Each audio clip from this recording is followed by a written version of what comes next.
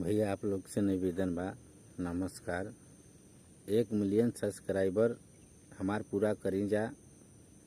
हमने 2 साल से वीडियो बनावत ही। हमने के नात रिश्तेदार और संगे दोस्त गांव घर सब हमने के मजाक उड़ावता। सब लोग हमने के ताना मारता, ऐसे वीडियो बनावत है, वैसे वीडियो बनावत है। तो बताएं जा आप लोग कि हमके इतना मजबूरी बा, कोई हमके दे देता 2 रोटी खाए के। हमने के ऊपर कितना दुख तकलीफ आल है और कोई हमने के सहारा बनल नहीं। हमने कर्जा ऋण क के अपन दवा हर चीज़ कैनी जा। और सब लोग यूट्यूब पर वीडियो निकाला था 2 पैसा कमाए खातिर और लोग में संस्कार बढ़ावे खातिर सोचा था। तो हम ना कर सकीला। आप लोग कमेंट में